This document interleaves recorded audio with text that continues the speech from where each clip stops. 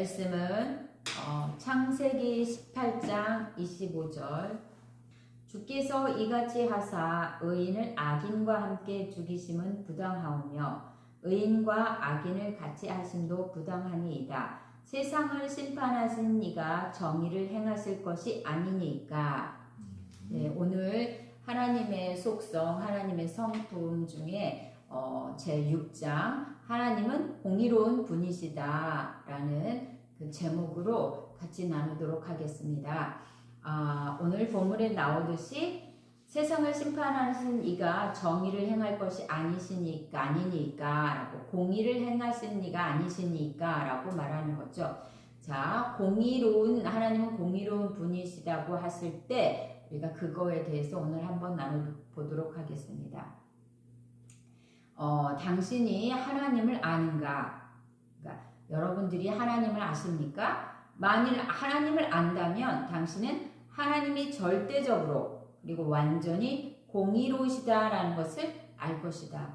그렇다면 여기에서 공의라고 할 때 이 공의는 무엇인가? 라는 것을 한번 살펴보면요. 구약에서 공의는 의와 구별되지 않는다. 그러니까 의와 분리되지 않고 공의를 의로 표현하기도 한다 이 말이죠. 이들은 사용된 그 품사에 따라 어미가 변하지만 서로 동일한 어근을 공유한다. 공의는 곧고 올바른 것, 그러니까 바르고 올바른 것을 의미한다. 하나님은 공의로운 분이시다라고 말하는 것은 하나님은 곧고 올바른 분이시다라고 말하는 거죠. 여기에서 이가 사전적 의미를 보면 사회적으로 인간으로서 지켜야 할 올바른 도리. 우리가 사회에서 생활을 할 때, 우리나라에서 생활을 할 때 이 우리나라의 법이나 이러한 것들을 지켜야 할 그 규범들이 있죠. 그런 것들을 지켜야 할 그 올바른 도리. 그런데 이게 성경적으로 보면 하나님의 뜻이 요구하는 바와 그것에 대한 우리의 의무를 이행하는 말. 이렇게 말합니다. 그러니까 하나님은 곧고 올바른 분이시다라고 이렇게 말을 하는데 이 말은 또 의롭다라고 말을 할 때 인간에게 있어서 의는 이렇게 하나님이 우리에게 요구하시는 바 그에 따라서 우리가 올바로 그것을 이행할 때 의롭다라고 이렇게 표현을 하는데 하나님은 공의로우시다라고 할 때 하나님은 곧고 올바른 분이시다라고 말하는 것입니다. 이제 그 공의에 대한 세부적인 것들은 앞으로 우리가 더 살펴보면서 보도록 하겠습니다. 시편 89편 14절은 의와 공의가 주의 보좌의 기초라. 그러니까 주님의 보좌는 의와 공의에 의해서 세워진다 라고 이렇게 말하고 시편 97편 2절은 공의와 정의가 그의 보좌의 기초로다. 그러니까 기초는 토대죠. 공의와 정의가 그 보좌의 기초다, 토대다 라고 말한다. 공의와 의는 서로 구별되지 않는다. 하나님은 공의로운 분이시다 라고 말하는 것은 하나님은 또 한편은 공평한 분이시다. 우리가 공의라고 할 때의 의미에서 공평이라는 이 말을 들을 때는 우리가 그 어감이 더 가깝게 느껴지죠. 하나님은 공평한 분이시다. 그분은 도덕적으로 공평한 분이시다라고 말하는 것이다. 에스겔서 18장 25절에서 하나님은 이스라엘 민족을 다음과 같이 꾸짖으세요. 이스라엘 백성이 하나님께 이렇게 말하는 것을 하나님이 들으시고 말하는 거죠. 에스겔서 18장 25절을 보면 그런데 너희는 여호와 하나님이 말하는 거죠. 그런데 너희는 이르기를 주의 길이 공평하지 아니하다 하는도다. 이스라엘 족속아 들을지어다. 내 길이 어찌 공평하지 아니하냐. 너희 길이 공평하지 아니한 것이 아니냐라고 말하는 거죠. 그러니까 하나님은 공의로운 분이시다라고 할 때에 옳고 곧고 올바른 분이시지만 또 한편 공평하다라는 이 의미가 공의에 있는 거죠. 공평치 않은이라는 말은 문자 그대로 불공정하다라는 의미입니다. 당신은 불공정이라는 말과 죄악이라는 말이 동일한 말이라는 것을 아는가? 죄악된 사람은 도덕적으로 공평치 않은 것이며 도덕적으로 균형을 잃은 것이요 자신에게 공평치 않은 것이다. 우리가 지금까지 앞서 하나님의 속성들을 다뤘던 것처럼 하나님은 완전하신 하나님이시기 때문에 무엇을 잃어버릴 수도 없고 무엇을 얻을 수도 없습니다. 또 그분은 더 커질 수도 없고 더 작아질 수도 없고 그분의 지식이 뭐 늘어날 수도 없고 줄어들 수도 없습니다. 그냥 그분은 하나님일 뿐입니다. 그분은 모든 법칙을 만들어내시는 분이십니다. 그분은 언제나 공의롭게 행하실 것입니다. 그분이 그렇게 행동하시는 것은 외부에서 어떤 그 힘에 의해서, 강압에 의해서 또는 뭐 타인의 환경에 의해서 그렇게 행하시는 것이 아니라 그분 자신이 공의로시기 때문에 공평하시고 공의롭게 행하시는 분이시다라고 말하는 것입니다.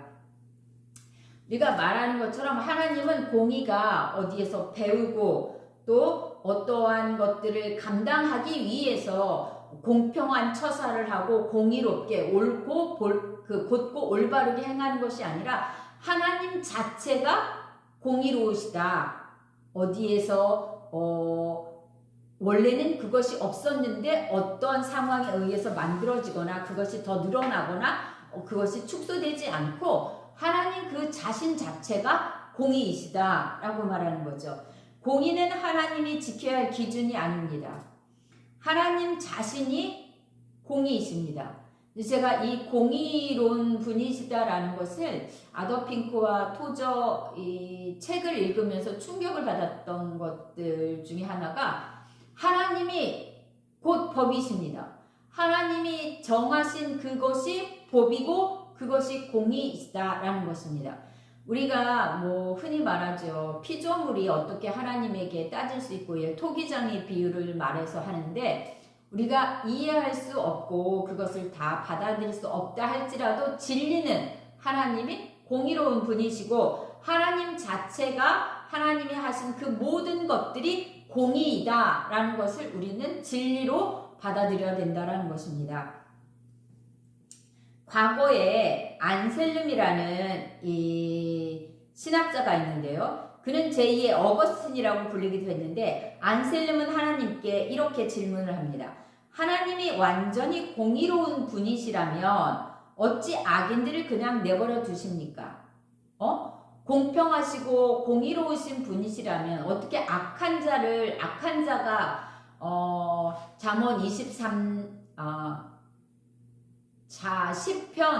73편 12, 13절에도 봐도 볼지어다 악인들이 항상 평안하고 그들의 재물은 더욱 불어나도다 라는 이 말씀인 것처럼 어떻게 공의롭고 공평하시고 정의로우시면 악한 자들이 어떻게 부하고 세상 권세와 명예를 차지하면서 이렇게 할 수 있습니까? 라는 것을 우리도 잘 고백하잖아요. 저처럼 안셀름이라는 신학자도 하나님이 완전히 공의로운 분이시라면 어찌하여 악인을 그냥 내버려 두십니까? 호세아서도 그랬죠. 또한 그는 하나님께서 사악한 사람을 의롭다고 하신다면 어떻게 공의로울 수 있습니까? 라고 물은 거죠.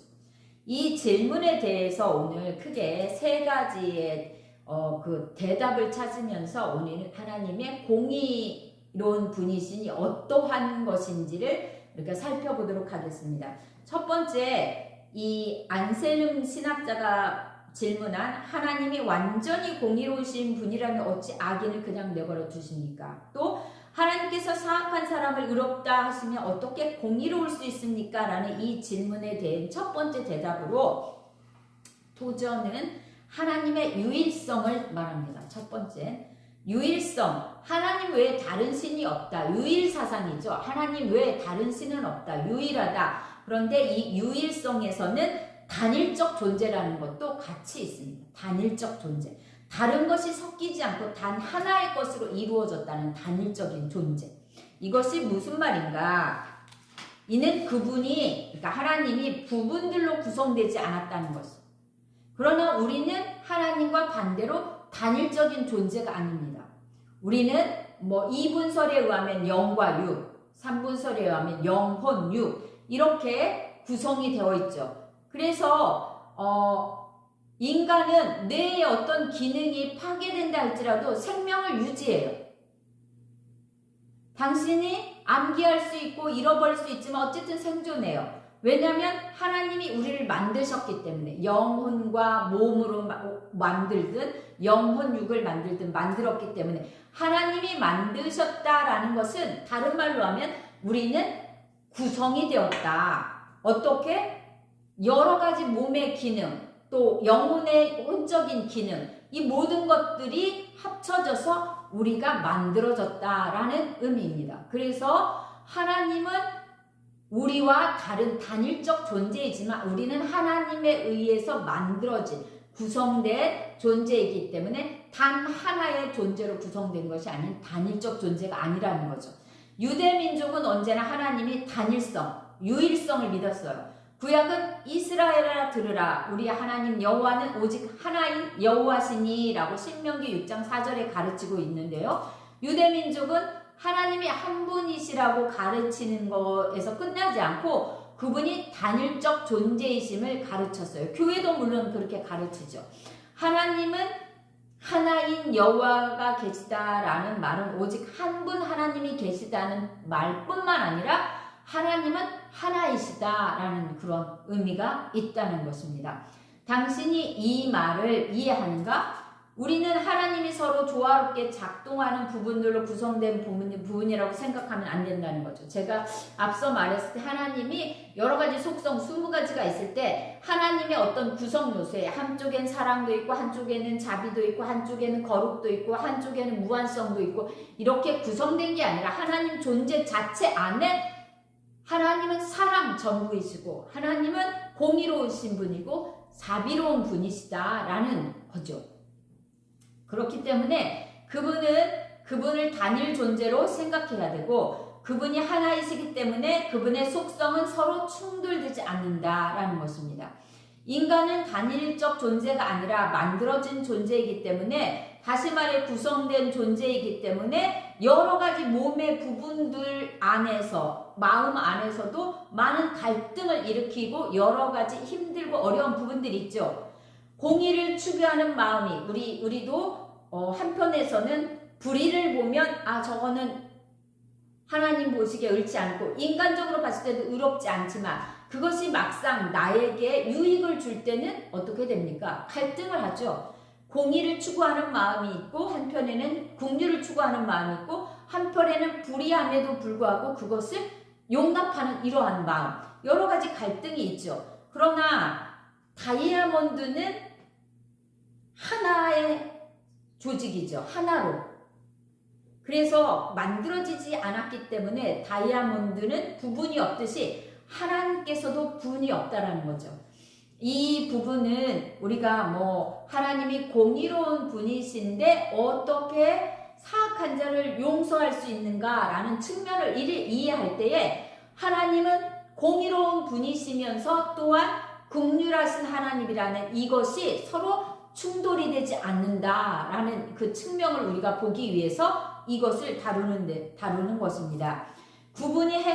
하나님의 행하시는 모든 것은 그분이 행하시는 다른 모든 것과 조화를 이룹니다. 왜냐하면 하나님께서는 조화를 깨뜨릴 만한 부분도 없고 서로 충돌하여 쌓일 만한 속성도 없기 때문이다. 하나님의 모든 속성은 하나이고 서로 조화를 이룬다. 그러므로 공의로우신 하나님이 어떻게 사악한 자들을 용서할 수 있는가라는 질문에 대한 첫 번째 대답은 하나님의 단일성에 기초하여 얻을 수 있다. 그분의 공의와 긍휼은 서로 충돌하지 않는다.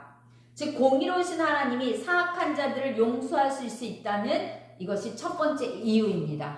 공의와 사악한 자를 용서하시는 것은 어떤 서로 이율 배반적인 것도 아니고 하나님 아래서 어떤 충돌을 일으켜서 공의가 이겨서 심판을 하고 그 다음에 자비가 이겨서 공의를 이기는 이러한 것이 아니라 하나님과 하나님 안에 있는 모든 속성들은 서로 조화를 이루기 때문에 공의와 사악한 자를 용서하는 이것이 충돌되지 않는다라는 것을 첫 번째 대답으로 우리가 나눴고요. 두 번째 어떻게 공의로우신 하나님이 사악한 자들을 용서할 수 있는가라는 이 질문의 두 번째 대답에는 그리스도의 순환을 통해서 우리가 볼 수 있습니다. 두 번째 대답은 예수 그리스도의 순환의 유효성에서 발견되는데, 유효성, 그러니까 예수 그리스도의 고난의 그 효력과 효과로서 나타나는 그 성질에서 우리가 발견할 수 있습니다. 패션이라는 말이 지금 어떤 성적 욕구를 의미하지만 과거에는 견딜 수 없는 고난을 의미했습니다. 그래서 패션 오브 크라이스트, 이 그리스도의 순환이라는 그 영화도 있지만 제사장 되신 그리스도께서 우리를 위하여 자신의 피를 제물로 드리시고자 고난을 친히 당하셨습니다. 예수 그리스도는 하나님이시고 그러므로 하나님에 대하여 말하는 것은 모두 예수 그리스도께 적용이 되는데, 하나님과 마찬가지로 그리스도도 단일적인 존재이십니다. 그리스도는 인간의 본성을 취하셨지만 사실 인간보다 먼저 계셨고 인간을 창조하셨죠. 영원한 말씀이며 하나님이신 예수 그리스도는 단일적 존재이기 때문에 그분의 본질이 구분되지 않는다. 이렇게 거룩한 분이 고난을 당하셨다. 우리를 위해 보혈을 흘리신 그분의 고난에는 세 가지 성격이 있는데, 이게 바로 무한성, 전능성, 그리고 완전성이다. 무한성은 끝도 없고 한도 없고 밑으로 가도 끝이 없고 위로 가도 끝이 없으며 그 무엇으로도 측량할 수 없는 것을 무한성이라고 하는데, 이 그리스도께서 우리를 위해 이 십자가의 고난을 당하신 이 그리스도의 십자가는 우리 인류 역사의 중심에 서 있습니다. 그의 용서의 그림자가 과거와 미래의 모든 죄를 덮고 있습니다. 그리스도의 죽음이 그 몇 세기가 지난 시점에 살고 있는 우리의 죄를 대속할 수 있는 것만큼이나 예수 그리스도 이전에 하나님의 계획과 자비를 신뢰했던 사람들의 죄도 대속한다는 것입니다. 다시 말해서 무한성은 예수 그리스도의 이 속죄, 대속은 과거, 현재, 미래의 모든 것들을 아울러서 그것이 그 모든 이들에게 적용된다는 것입니다. 그 다음에 그리스도의 고난에서 무한성뿐만 아니라 전능성도 있는데요. 인간의 경우에는 아무리 선한 인간이라 해도 어느 정도까지만 선하죠. 그런데 하나님께서는 어느 정도라는 것이 없죠. 정도란 한계가 없다라고 우리가 무한하신 하나님을 말할 때 하나님은 어느 정도가 없죠. 끝이 없고 한계가 없는 것처럼 그분은 전능하신 분이신데, 전능한 창조주 하나님이 죽으셨을 때 그분의 모든 능력은 그분의 속죄에 다 포함되었다. 그분이 가진 속죄의 유효성, 아까 십자가에 돌아가심으로 인해서 나타난 그 효과, 그 효율성은 아무리 강조해도 지나치지 않는다. 십자가의 능력은 아무리 강조해도 지나치지 않다. 예수 그리스도의 속죄, 즉 대속에는 모든 죄를 다 사하실 전능한 능력이 있습니다. 그 죄가 무엇이고 어떤 형태든지 모양이든지 그 모든 죄를 다 사할 수 있는 예수 그리스도의 그 속죄에는 전능함이 있다는 거죠. 또 그리스도의 고난이 보여주는 세 번째 성격은 완전성입니다. 하나님은 무한하시고 한계가 없으시죠. 전능하십니다. 모든 것들을 속하시죠. 전능하실 뿐만 아니라 완전하시다. 그리스도의 보혈로 이룬 속죄는 완전하다. 그에 더 덧붙일 것이 없습니다. 예수 그리스도의 십자가 위에 우리가 속죄를 받기 위해 덧붙일 것이 아무것도 없다라는 것입니다. 그것은 흠없고 점없고 결함이 없다. 예수 그리스도의 속죄, 즉 대속에는 완벽함이 있습니다. 단번에 그 모든 것들을 이루신다. 하나님이 완전하시듯 그것도 완전하다. 그러므로 하나님이 공의로우시다면 어떻게 사악한 자들을 용납할 수 있을까라는 질문에 대한 답은 그리스도의 순환의 유효성에서 발견할 수 있다. 그리스도의 거룩한 고난과 죽은 자들로부터 부활은 우리의 죄를 소멸하고 우리의 유죄 판결을 무효로 만든다. 그러니까 하나님이 공의로우신데 어떻게 사악한 자를 용서하실 수 있는가? 하나님은 공의로우시기 때문에 그 죄에 대해서 반드시 심판이 있고 죄에 대한 사망이 있는데 그 사망에 대해서 예수 그리스도가 우리의 모든 죄를 대속했기 때문에 그 대속으로 인해서 우리의 죄가 용서되어서 우리가 하나님 앞에 공의로운 하나님에도 불구하고 우리의 죄가 용서를 받을 수 있다라는 거죠. 그걸 통해 하나님이 우리의 죄를 용서하신다라는 거죠.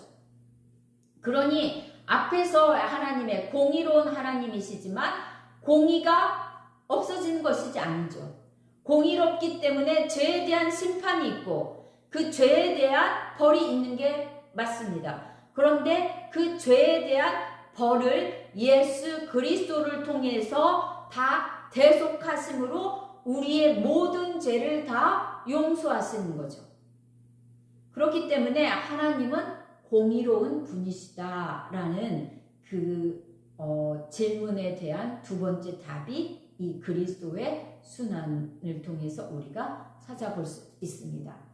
하나님께서는 자신의 공의를 쫓아 죄인에게 사형 선고를 내리실 때 자신의 긍휼이나 인자나 자비와 갈등을 일으키시지 않습니다. 앞에서 우리가 유일성, 단일성을 얘기할 때 하나님의 속성은 다른 것과 충돌되지 않는다라고 말을 했는데 하나님이 죄인에 대해서 그 죄의 죗값으로 사형 선고를 내릴 때 그것은 공의로운 것입니다.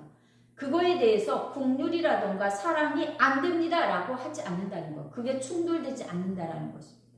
왜냐하면 그것이 모두 하나님의 속성이며 서로 충돌되지 않기 때문입니다.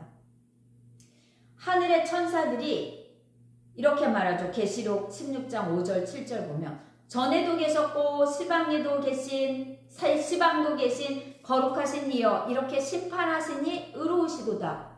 그러하다 주 하나님 곧 전능하신 이여 심판하시는 것이 참되고 의로우시다. 이게 공의의 하나님이시죠. 그렇기 때문에 심판하시는 것이 맞다라고 이게 천사들이 말한다는 거죠. 그런데 그리스도의 속죄는 너무나 신기롭고 놀랍습니다. 그분의 속죄를 의지하여 그 속죄의 자신을 온전히 맡기는 영혼에게는 상황이 완전히 뒤바뀐다는 거죠. 아까 공의로우신 하나님이 사악한 자를 어떻게 용서하십니까? 라고 할 때 이 사악한 자임에도 불구하고 예수 그리스도의 그 대속을 입은 자들은 하나님의 용서를 받을 수 있다라는 거죠. 그만큼 예수 그리스도의 속죄는 너무나 신비롭고 놀랍다는 것입니다. 그러나 하나님은 바뀌지 않았어요. 공의 하나님은 똑같고 자비의 하나님은 똑같고 긍휼을 베푸시고 온유하신 하나님은 똑같으신 거죠. 그리스도께서 돌아가신 것은 하나님을 바꾸기 위해서가 아니라 그리스도는 도덕적 상황을 바꾸기 위해서 돌아가신 거죠. 하나님이 당신을 위해 고통당하셨을 때 그분은 당신의 도덕적 상황을 바꾸기 위해서 그렇게 하신 것이라는 것입니다. 하나님의 긍휼을 의지한 사람의 도덕적 상황은 바뀝니다. 그분이 속죄받은 죄인을 바라보신 눈길은 여전히 죄인을 사랑하는 그러니까 죄를 여전히 사랑하는 죄인을 바라보시는 눈길과 다르다는 거죠. 왜냐하면 전자의 도덕적 상황과 후자의 도덕적 상황이 완전히 다르기 때문입니다. 여전히 죄를 사랑하면 속죄의 신비를 거부한 죄인을 바라보실 때 그분의 공의는 그에게 사형 선고를 내리는 거죠. 공의의 하나님이 이 죄를 대속하기 위해 예수 그리스도라는 그분을 통해서 우리의 모든 죄를 대속하기 위해 보내주셨는데 이 예수 그리스도를 거부하고 여전히 죄악 가운데서 살아가고 그걸 거부하고 살아가는 사람들에게 하나님의 공의는 사형 선고를 선포한다는 거죠. 그러나 어떤 죄인이 그러나 영원한 언약의 보혈을 받아들인 죄인을 하나님이 바라볼 때 그 하나님의 공의는 그에게 생명을 준다라는 것입니다. 어떤 죄인이 그리스도의 속죄가 자기와 아무 관계가 없다고 판단해서 그것을 받아들이지 않고 거부할 때 하나님의 공의는 그가 죄의 값을 치러야 된다라는 게 진리입니다. 반면 어떤 죄인이 그리스도의 속죄를 받아들여서 자신의 속죄를 받았음을 안다면 하나님의 공의는 그는 다시 살아야 된다. 영원한 생명을 받는 자라고 말하는 것이 진리입니다. 다시 말하지만 공의는 하나님께 돌아온 죄인의 편입니다. 우리가 요한일서 9장에 1장 9절에서 우리가 우리 죄를 자백하면 저를 미쁘시고 의로사 우리 죄를 사하시며 모든 불의에서 우리를 깨끗게 하실 것이요 라고 할 때 이 십자가에서 벌어진 하나님의 고통의 신비가 우리의 도덕적 상황을 바꾸어 버렸기 때문에 이제 공의는 우리 편으로 넘어왔다는 것입니다. 더 이상 사망이 아닌 생명으로서 우리에게 사악한 자를 용서할 수 있는 그 은혜를 받는 자로 우리에게 주어진다라는 것입니다. 변하지 않는 이제 변치 않는 하나님. 우리가 두 가지 대답을 했다면 이제 세 번째 대답. 하나님은 공의로우신데 사악한 자들을 어떻게 용서하실 수 있나? 여기에서 예수 그리스도의 그 대속, 속죄로 말미암아 우리가 용서함을 받을 수 있다라는 측면을 봤다면 또 한 측면이 있죠. 하나님께서 죄인을 의롭다 하신다면 어떻게 공의로울 수 있는가? 이 질문에 대한 세 번째 대답을 살펴보도록 하겠습니다. 자비가 선함에서 흘러나온다면, 그러니까 자비, 남을 사랑하고 가엽게 여기는 이러한 마음은 선함에서 흘러나오지만 공의가 없는 선함은 선함이 아니다. 이 말은 굉장히 이게 곱씹어 볼 필요가 있는데 공의가 없는 선함은 선함이 아니다. 제가 이것을 어떻게 설명을 할까라고 하다가 예를 들어서 사회에 악을 저지르는 어떠한 이 조직이 있다고 하면 그 조직 안에서는 사회에서 악한 존재이지만 그 안에서도 그 악한 자들 안에서도 자비가 있어요. 그 안에서도 나름대로 법칙에 따라 선함이 있어요. 그러나 그것이 정말 선함이냐? 그건 아니죠. 그렇기 때문에 공의가 없는 악한 것에 대해서 그것을 그대로 용납하고 그것을 받아들이면서 있는 그 공의가 없다고 하면 진짜의 선함은 없다라는 것입니다. 공의롭지 않으면 결코 선할 수 없다. 그러면 하나님이 선하신 분이라면 그분은 공의로우셔야 한다는 것입니다. 하나님이 사악한 자들에게 벌을 내리시는 것은 정당한 일이다. 왜냐하면 그들은 마땅히 벌을 받아야 하기 때문이다.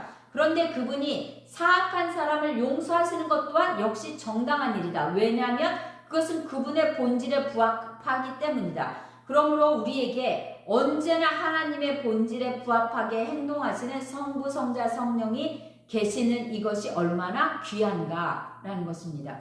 그러니까 이 변하지 않는 하나님에서 우리가 느껴야 될 것은 하나님이 공의로운 분이시기 때문에 예수 그리스도를 통해 아무리 사악하고 어떠한 죄악 가운데 있고 어떠한 모습 가운데 있고 어떠한 상황 가운데 있다 할지라도 그가 예수 그리스도를 믿고 그 대속의 은혜를 입고 하나님 앞에 나오는 자는 모두 용서함을 받지만 그것을 거부하는 모든 자, 예수 그리스도께서 그 대속의 은혜를 베풀매도 불구하고 그것을 거부하며 여전히 죄악 가운데 있는 자에게는 하나님의 공의로 인호 말미암아 영원한 심판과 사망에 이르게 된다라는 거죠.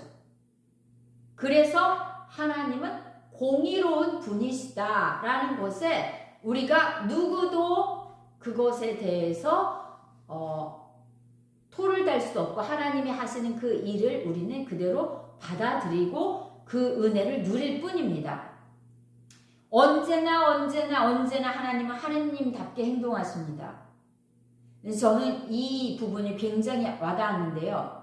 당신이 잘 들어보세요. 당신이 지하실 창문을 통해 몰래 천국으로 들어가는 것이 아니라는 사실이 얼마나 기쁜가. 당신이 하나님이 못 보시는 중에 구렁이 담 넘어가듯이 슬쩍 천국에 들어가는 것이 아니란 사실이 얼마나 기쁜가. 하나님이 세상을 경영하느라 바쁘신 틈을 이용하여 당신이 슬쩍 천국으로 들어가는 것이라고 생각하는가? 만일 그렇다면 그곳에 들어간 후 1000년이 지나야 당신이 하나님 눈에 띌 것이라는 것. 이 말은 우리는 누구도 구렁이 담 넘어가듯이 이 땅에서 자기 마음대로 은근슬쩍 이렇게 살다가 하나님 몰래 천국에 들어갈 수 없다라는 것입니다. 그 모든 것들을 하나님이 모르기 때문에 도둑이 담 넘어가듯이 나는 이렇게 살다 천국에 들어갈 수 있어 라고 천국에 들어갈 수 없다라는 사실이 얼마나 우리에게 소망이냐 이 말입니다. 우리가 예수 그리스도를 믿고 그 주님으로 섬기며 이 땅에서 하나님의 허락하신 삶을 한 하루하루 살아가는 게 얼마나 힘들고 어렵습니까? 그러나 그러한 삶의 끝이 하나님의 영원한 천국을 우리에게 소망으로 주는 거죠. 그런데 이러한 하나님의 은혜를 거부하고 죄악 가운데 여전히 사악함 가운데 여전히 있는 자들이 이렇게 살아도 천국은 난 들어갈 수 있어 라고 하는 이러한 얼토당토하는 말을 하고 있는 이 말을 하나님 앞에서 단호하게 그 모든 것들을 거절하신다는 이 사실이 얼마나 위로가 되느냐 이 말입니다. 예수님이 마태복음에서도 이렇게 말하죠. 혼인잔치에 예수님이 예복 없이 결혼식에 온 사람의 비유에서 이렇게 말씀하십니다. 어떤 사람이 결혼식에 나타나자 사람들이 저 사람 여기서 무엇하지? 어떻게 저 사람이 들어왔지? 라고 이렇게 말합니다. 그런데 결국 예수님이 뭐예요? 하인들을 시켜서 수족을 결박해서 바깥 어두운 곳에 내어 던지죠. 왜냐하면 하나님 모든 것을 아시기 때문에 하나님께서는 그 어느 것도 놓치지 않으시고 공평하게 하나님이 그 행한 대로 심판하신다라는 이것이 얼마나 우리에게 소망이고 위로가 되는지. 그렇기 때문에 여러분 예수를 믿고 하나님의 은혜 안에서 살면서 이 땅의 삶이 힘들고 어려울지라도 하나님의 이 모든 것들을 보고 그 행한 대로 우리가 살아가는 그 삶의 모습대로 하나님께서 다 갚아주실 것이라는 이 공의의 하나님이 우리에게 소망이 되신다라는 이것을 붙잡고 여러분이 살아가시기를 바랍니다.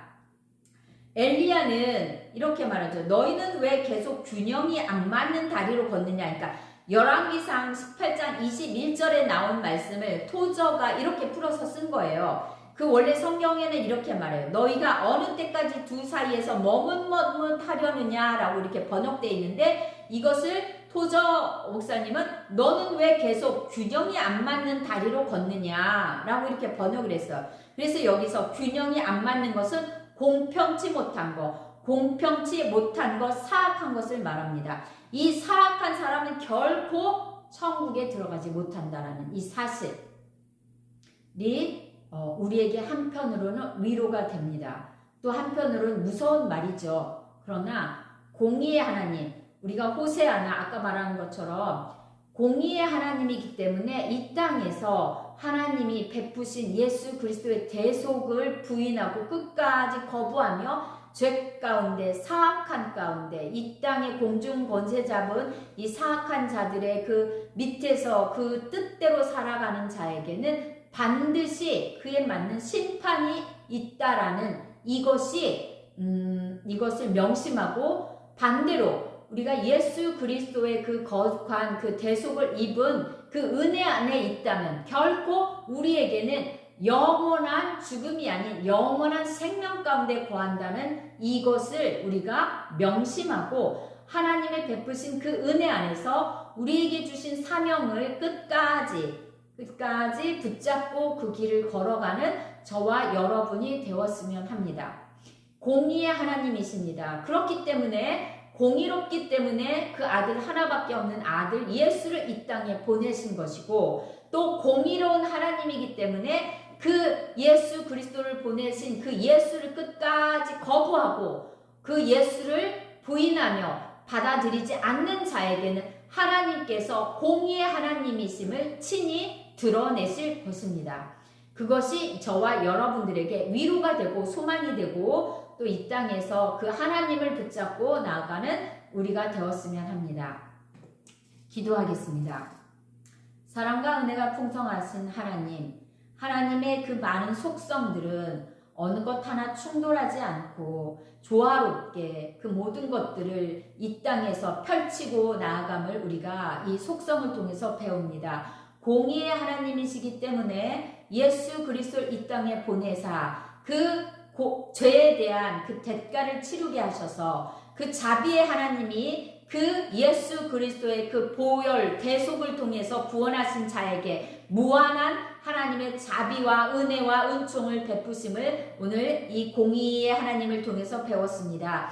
감사함은 우리가 그 예수 그리스도의 그 대속의 은혜 안에 거하여서 공의의 하나님께서 베푸신 그 무한한 자비 안에서 우리가 영원한 천국을 소망하며 살아갈 수 있다는 그것이 우리에게 소망이 됨을 주여 감사합니다. 또한 이 땅에 살아갈 때에 우리 안에 펼쳐지는 많은 불의와 죄악과 사악한 이들로 말미암아 때로는 고통과 고난을 당할지라도 공의의 하나님이 그 모든 것들을 보시고 그 모든 것들을 하나님께서 심판하시고 그 모든 것들을 갚아주실 것이라는 그 소망이 우리에게 위로가 되게 하시고 끝까지 하나님을 붙잡고 나아가는 믿음의 삶을 살 수 있도록 은혜 베풀어 주시길 간절히 바라고 소망합니다. 바라옵기는 우리가 이 땅에 비록 예수를 믿고 힘들고 어려움이 있다 할지라도 장차 천국에서 하나님이 그 모든 것들을 갚아주실 것이라는 것을 믿고 끝까지 인내하며 우리의 길을 걸어갈 수 있도록 붙잡아 주시옵소서. 이 모든 말씀 우리 주 예수 그리스도의 이름으로 기도드렸습니다.